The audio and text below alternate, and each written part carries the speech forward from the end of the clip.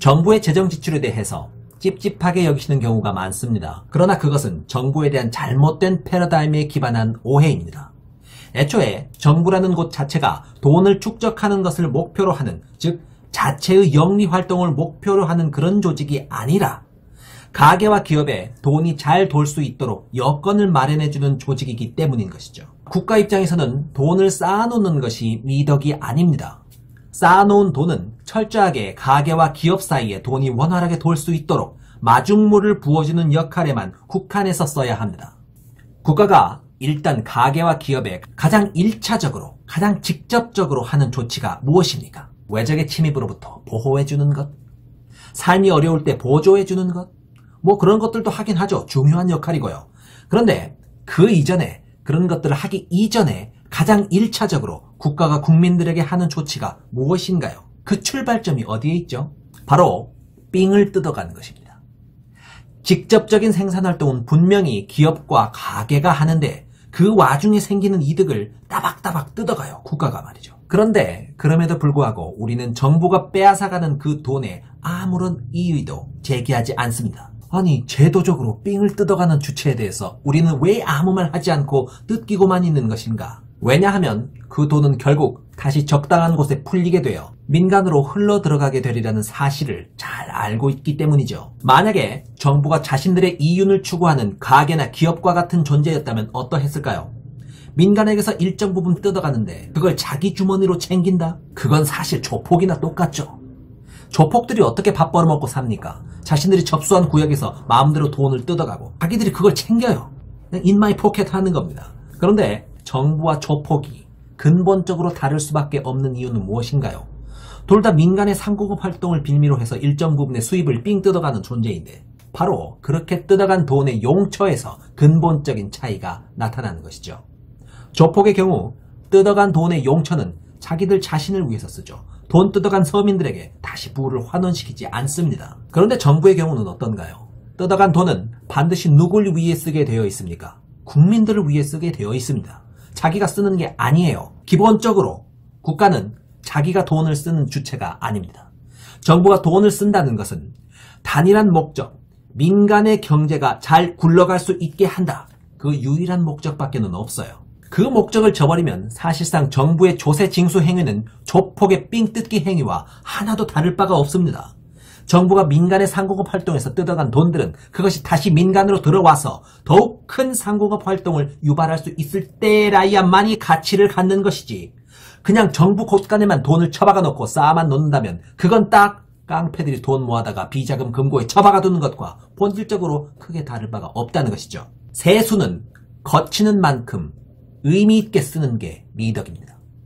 피땀 흘린 노동의 대가를 국가라는 권위를 앞세워 일정 부분 떼어갔다면 당연히 그 돈은 다시 민간을 위해 쓰여야만 해요. 그렇기에 국가는 조세징수라는 행위에 정당한 권위를 갖고 국민들은 믿고 내 돈을 그들에게 맡기는 것이죠. 신뢰를 바탕으로 말입니다. 결국 가장 이상적으로는 정부는 거둔 세금들을 모두 민간을 위해 요긴하게 다 써줘야 합니다. 무엇에 어떻게 투자할지 머뭇머뭇거리다가 곳간에 돈만 쌓아놓고 있다면 그것이야말로 비판받아야 할 포인트입니다. 쓰라고, 의미 있는 곳에 쓰시라고 내 노동의 대가를 일정량씩 떼어줬더니 우리를 위해 쓰지는 않고 곳간에 처박아두기만 해? 그것이야말로 우리의 요구에 부응하지 못하는 것이고 국가가 해야 할 일을 제대로 하지 못하는 것이죠. 그렇다면 정부가 가진 돈을 아끼는 것은 정말 아무짝에도 쓸모가 없는 것인가? 꼭 그렇지만은 않습니다. 현실적으로는 정부가 돈을 아끼는 것이 의미가 있기도 하죠. 바로 큰 환란에 대비하여 한 번에 큰 돈을 쓸 수 있도록 하기 위함입니다. 일시적으로 세금을 걷어놨던 양이 너무 한정되어 있다면 정말로 큰 돈이 갑자기 민간에 필요해졌을 때 당장에 풀어줄 금액이 없지 않겠습니까? 그래서 일단 혹시라도 닥칠지 모르는 거대한 환란에 대비하여 한 번에 크게 쏠 수 있는 여력을 갖추기 위해서는 평소에 적당히 아끼는 것도 나름 필요한 구석이 있기는 합니다. 바로 고전주의 경제학에서 항상 강조하는 건전재정의 준칙, 국가재정은 함부로 낭비하지 않는 것이 좋다라는 개념은 바로 여기에서 왔습니다. 거대한 환란에 대비하기 위한 여력의 비축, 궁극적으로는 정부가 재정을 평소에 조금씩 아껴가며 써야 하는 것도 결국은 쓰기 위함입니다. 따라서 국가 채무 비율을 40% 선까지 건전하게 유지해왔던 한국 정부는 지금까지 매우 잘 해왔습니다. 대환란이 닥쳤을 때 크게 쏠 수 있는 체력을 갖췄다는 차원에서 말이죠. 그 점에는 우리는 분명히 박수를 쳐드려야 합니다. 하지만 우스운 상황이 발생하고 있습니다. 환란에 쓰기 위한 목적으로 그간 한 푼 두 푼 힘들게 아껴가며 곳간에 부를 쌓아뒀었는데 막상 환란이 닥치니까 지금까지 아껴오던 타성에 젖어가지고 곳간을 풀지를 못합니다. 중요한 날 쓰기 위해서 평생 돈을 아껴오느라 검소한 습관이 몸에 배어버린 탓에 막상 중요한 날 내 눈앞에 닥치자 지금까지 해왔던 습관을 이기지 못하고 돈을 쓰지를 못합니다. 이게 얼마나 우스운 일입니까? 코로나 환란이라는 역사적인 일이 터졌습니다. 이것의 이례적인 성격을 부정하는 분은 아마 아무도 없으실 것입니다.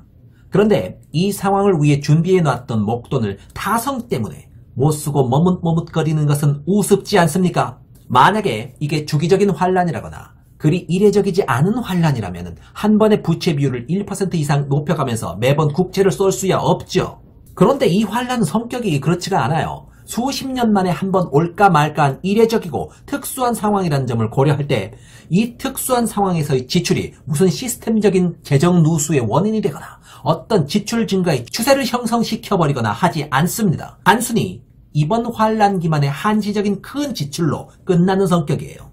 그 결과로 남게 되는 부담이라 해봤자 단순히 그냥 1, 2% 정도 부채 비율이 늘어나는 것 그 정도에 불과합니다. 나중에 그 부채 비율을 원상복귀 시켜놓으면 좋고 사실상 안 시켜도 아무런 상관없고요. 부채 증가의 수준이 겨우 1, 2% 수준인데 그걸 두고 무슨 나라가 거덜날 것처럼 호들갑을 떨고 있는 보수당의 작태는 국가가 모은 모든 돈은 사실상 국민의 돈이라는 기본을 망각해버린 정부의 발목 잡기에 지나지 않다고 봅니다. 참고로 유럽연합 EU가 잡은 이상적인 건전재정의 선이 대략 부채 비율 60% 선이죠. 한국은 코로나로 막 50조씩 쏴봤자 40% 선을 넘지 못합니다.